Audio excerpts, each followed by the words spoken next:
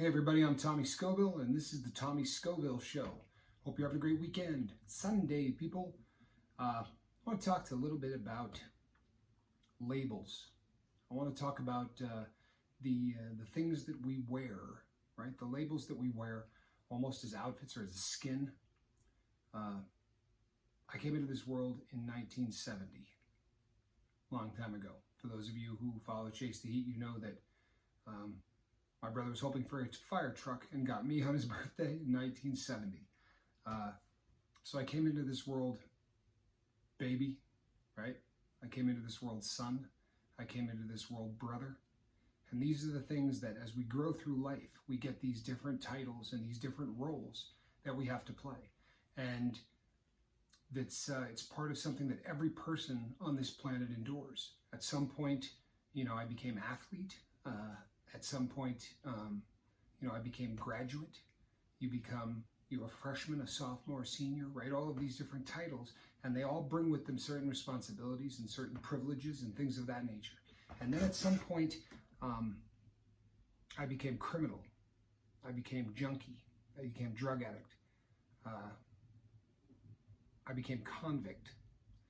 The name was exchanged for a number. It was, in the feds, it's 5 digits followed by 3 other digits, which connotate what part of the country you're from. That would be the last 3 digits that you get.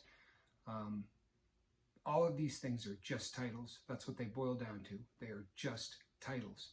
And I think that we have to be very careful as people that as we move on, we own these things, but as we move on, we don't let them define us for the future.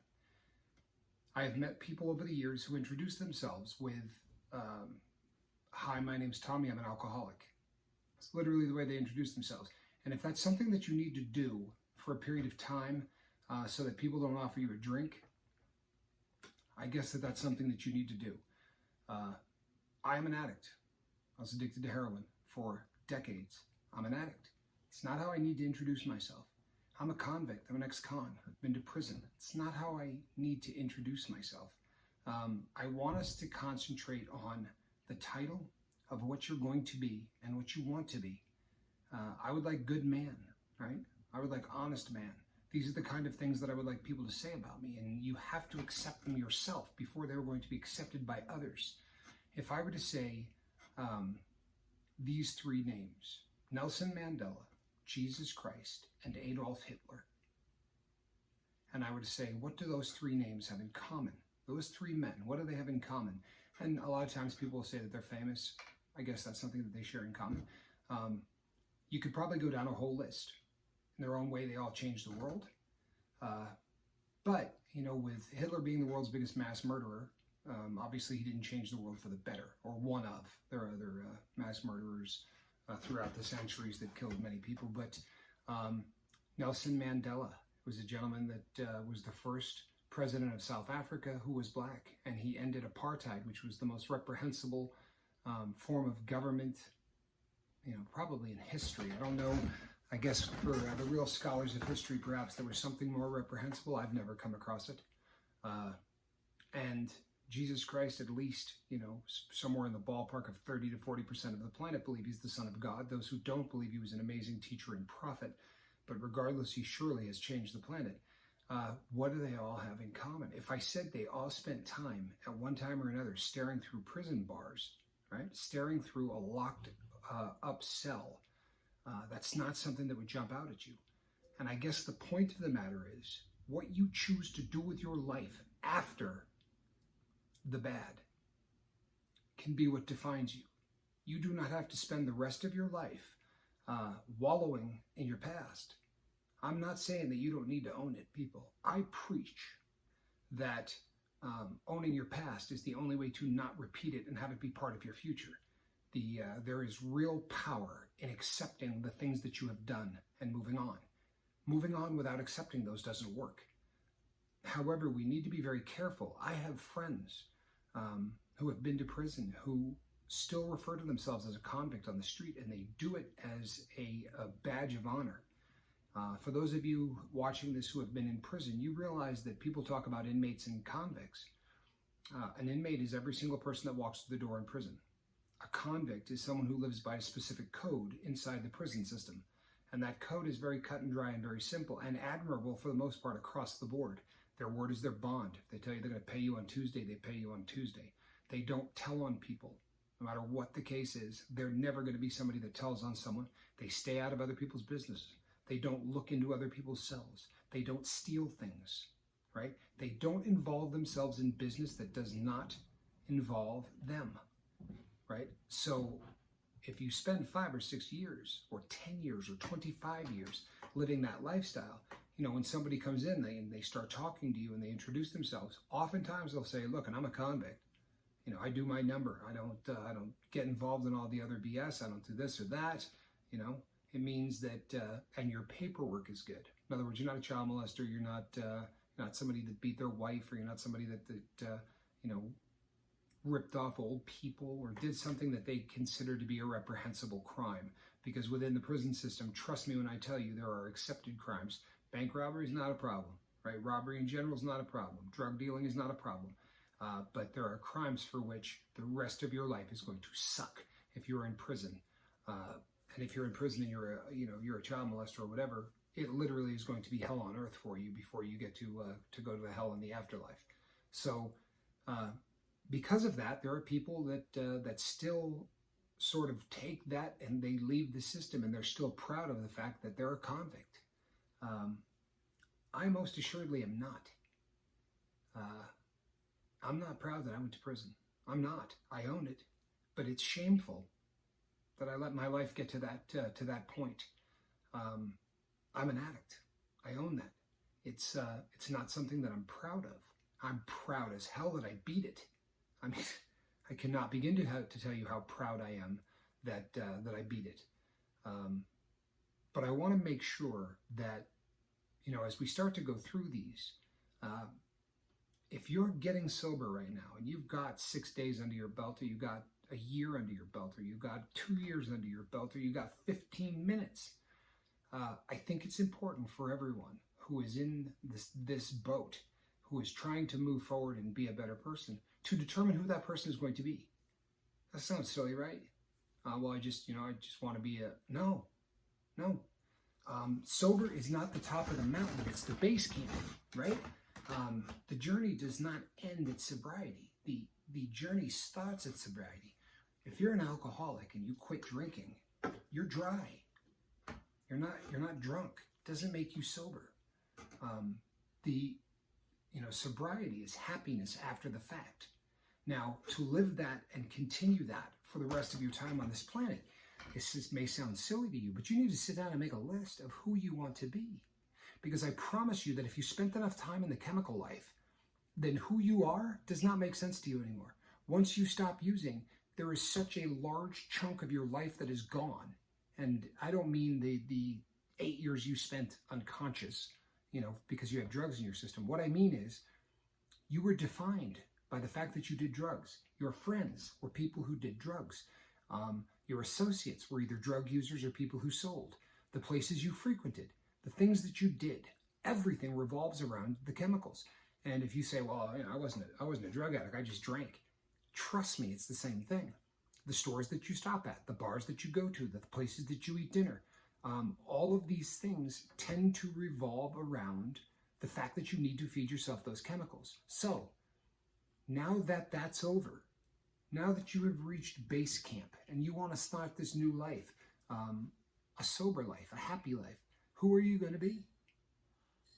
Right? It may sound super, super basic, but there are so many people that I talk to every single day who are sober and lost, or are sober and white knuckling it. That's not sober. It's not using, right? When you put the bottle down, I left a comment in the comment section today for our friend Andrew. Andrew's only got a couple of weeks in, but that cat's sober. He left a comment today, and it's in the comment section, so I don't feel, bad highlighting it. But his kid said to him, I really like the new dad. If that's not the coolest thing you've ever heard in your life, right? That's a good title. Dad. New dad. Good dad, right? New dad, better dad. That's a great title.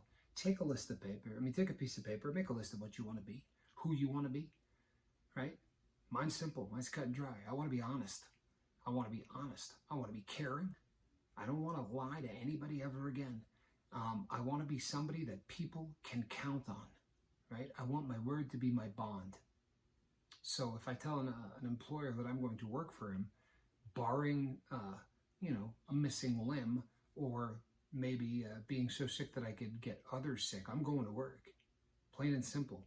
For those of you who follow me on Instagram, my hands were this big. I was going to work because I had always been that guy my entire life whose labels were stuff like unreliable, right? Degenerate. Just keep it real.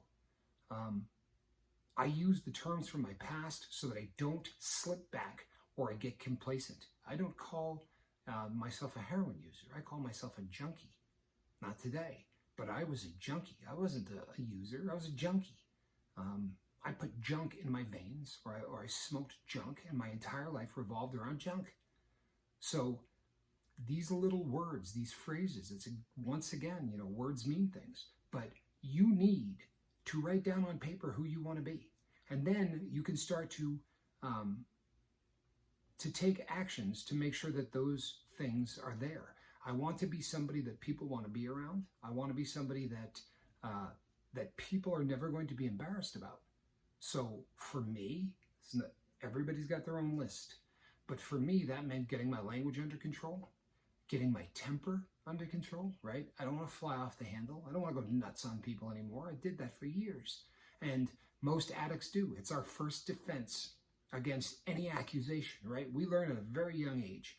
And I don't mean 3 and 4 years old. I'm talking about a young age within your using. If you start using at 14, by 16, you know what's going on in terms of your best defense. When someone says, you look like you're using, the first thing you do is anger. Anger is the best defense. Are you kidding me? How dare you accuse me of that? I have gotten so, if you raise your voice, right, and you go down that road, it's the first defense that we do, and it becomes ingrained. It becomes a learned behavior. So for me, there was no more cursing. There was no more losing it. When someone wants to say something hurtful to me now, this is the tone that I want to make sure that I respond in. Now, this is not something that I came up with today. This is a list I made of who I wanted to be. It may sound silly as hell to you that you got to literally make a list of who and what you want to be, but I would suggest that you do it. I really would. This video I'm going to keep short. The last one was long. But I really want you to think about this. This is something you can do when you're not watching me. Who are you? What are you going to be? In this sober life that you have going forward, who do you want to be? You want to be reliable. You want to be thought of as kind. You want to be thought of as tough. There are people that do. You know what I'm saying? And there's nothing wrong with whatever your list is. For real, that list has to make sense to you, not to me. But yeah. This is something that needs to happen. If you really want to reach the next peak, if you're sober today, people, and you're new to the sobriety, you're at the base camp. I'm at the base camp. I'm climbing. I've definitely started to move toward that that process. But I got to guard myself every day. And I wanted to touch on one thing because somebody sent me an email, and they said they took umbrage with something that I said. So I just want to clarify this to people. The person said that I had said I was never a drug dealer, and then they heard me say that I sold drugs.